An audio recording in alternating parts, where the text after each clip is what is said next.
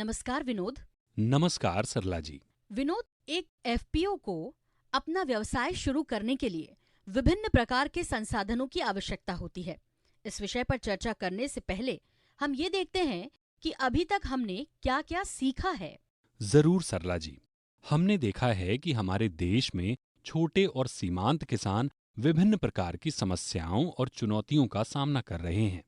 कृषि मूल्य श्रृंखला में किसानों की कम भागीदारी के परिणाम स्वरूप उनको अपनी उपज का सही दाम नहीं मिल पाता है और कई मामलों में उनका शोषण भी होता है। छोटे किसानों के समूह या संगठन बनाकर उनकी विभिन्न चुनौतियों का समाधान किया जा सकता है। वाह भाई वाह! विनोद, आपने सही समझा है। समूह या एफपीओ के माध्यम से किसानों की विभिन्न समस्याओं का समाधान निकाला जा सकता है। हमने ये भी देखा कि किसानों की समस्याओं का समाधान करने के लिए एफपीओ को अपने सदस्य किसानों को विभिन्न प्रकार की सेवाएं देनी होती हैं और विभिन्न सेवाओं को देने के लिए एफपीओ को संसाधनों की आवश्यकता होती है। वैसे विनोद, क्या आपको इस बात की कोई जानकारी है कि एफपीओ को किस तरह से संसाधनों की जरूरत होती है?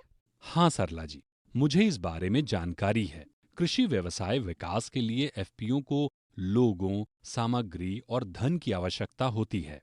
लोग एफपीओ को चलाने में मदद करते हैं, सामग्री कृषि व्यवसाय की गतिविधियों के लिए इस्तेमाल की जाती है और धन एक अन्य महत्वपूर्ण संसाधन है जिसका उपयोग लोगों की सेवा लेने और विभिन्न प्रकार की सामग्री को खरीदने के लिए किया जाता है।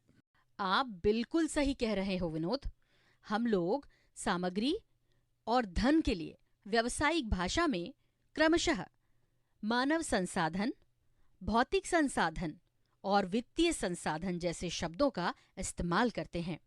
विनोद, अब हम इन तीनों संसाधनों के बारे में थोड़ा विस्तार से बात करते हैं। बहुत अच्छा सरला जी। मैं भी इन तीनों संसाधनों के विषय में विस्तार से समझना चाहता हूँ। विनोद, पहले हम मानव संसाधनों के बारे में बात करेंगे। अगर एफपीओ में मानव संसाधन की बात करें तो ये उसके अंतर्गत पेशेवर सदस्य हैं, जैसे कि मुख्य कार्यकारी अधिकारी सीईओ, प्रबंधक, अकाउंटेंट और अन्य सहायक कर्मचारी। ये ही एफपीओ की विभिन्न गतिविधियों की योजना बनाते हैं और उन्हें क्रियान्वित करते हैं। और सबसे महत्वपूर्ण बात है कि एफपीओ के मानव संसाधन के शिक्षा का स्तर और कुशलता उसके विकास को निर्धारित करती है। सरला जी, ये दर्शाता है कि एफपीओ की सफलता के लिए मानव संसाधन बहुत महत्वपूर्ण है। बिल्कुल ठीक समझा आपने। अब हम भौतिक संसाधनों के बारे में बात करते हैं। एफपीओ के संदर्भ में भौतिक संसाधनों में संयंत्र, मशीनरी, गोदाम, कृषि उपकरण, अन्य सामग्री आदि हो सकते हैं। इन संसाधनों का उपयोग करके विभिन्न व्यावसायिक गतिविधियों को संचालित किया जाता है। सरला जी, इसका मतलब है कि भौतिक संसाधनों के बिना एफपीओ के लिए किसी भी व्यावसायिक गतिविधियों को शुरू करना मुश्किल होगा। सही कहा विनोद। विनोद, अब अंत में हम उन वित्तीय संसाधनों के बारे में चर्चा करेंगे जो कि विभिन्न संपत्तियों का निर्माण करने, योग्य मानव संसाधनों की सेवाएं लेने और कृषि व्यवसाय के संचालन के लिए आवश्यक सामग्रियों को खरीदने के लिए उपयोग किए जाते हैं।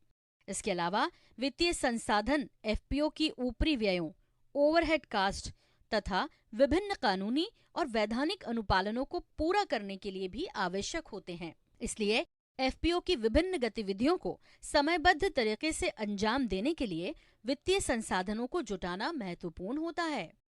विनोद, हमने तीनों संसाधनों के बारे में संक्षिप्त में चर्चा की है। अब क्या आप बता सकते हो कि आपने इस सत्र से क्या सीखा? धन्यवाद सरला जी। इस सत्र में बहुत उपयोगी जानकारी मिली। मैंने जाना कि विभिन्न कृषि व्यवसाय गतिविधियों के संचालन के लिए एफपीओ को मानव, भौतिक और वित्तीय संसाधनों की आवश्यकता होती है। एफपीओ के लिए इन संसाधनों की योजना बनाना बहुत महत्वपूर्ण है ताकि अपनी कृषि व्यवसाय गतिविधियों को समयबद्ध तरीके से अंजाम दे सकें या पूर्ण कर सकें।